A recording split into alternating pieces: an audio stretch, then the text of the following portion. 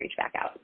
On the flip side, the sales team, they kind of also work in shifts. I think a lot of the sales team actually, they work from home often because it's the same, it's just mostly inbound sales traffic. But, we've got many leads, and we're doing a lot on the back end to kind of score our leads to, figure out what do we know about them demographically, what do we know about them in terms of any other attributes that we can basically append to their file. So outside of just basic demographics, any type of psychographic information we could have.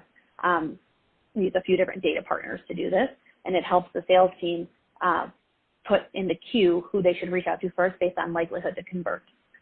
So in a nutshell, though, they're all day, every day is talking to people on the phone. And leads are coming off of being able to identify or asking people to sign up for something on the internet, or where are the leads? How are they getting the leads? Yeah, so it's actually much more simple than that. We use a company called Bounce Exchange. It's basically like a triggered modal that when someone comes to our website, that's where we capture the vast majority of our leads, probably 80% of them. So you're a new cookie. You come to our website. You're browsing around, whatever. After you've been on the site, I think it's 5 to 7 seconds. When you start to mouse away to X out, the modal will pop up, and it will say, do you want to give us your email? We'd love to give you a free brochure about Peloton. And that's literally just a PDF people download, but they love it for some reason. We've tested up against other actual offers, tested to get $100 off your purchase, and people still like the brochure better. And that's where they put their email in, and then there's a second really quick page. People can skip it if they want to, but I think a lot of people fill it in, and it's how did you hear about us?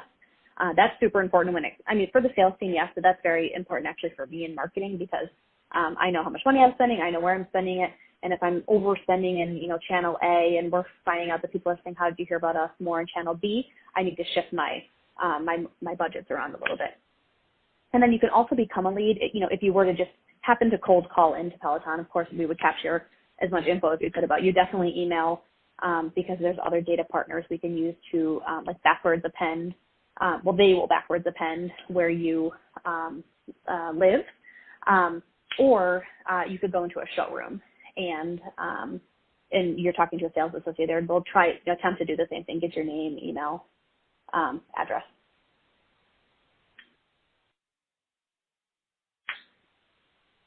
Okay. So the last question, we got about 6 minutes left.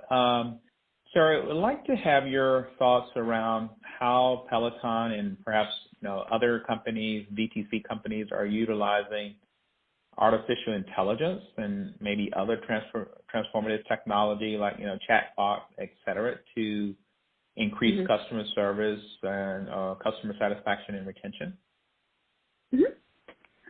It's a good question. I don't think we've done a ton in that field yet. We certainly chatbots and things like that we're exploring, and we kind of are, like I said, seasonality affects our business.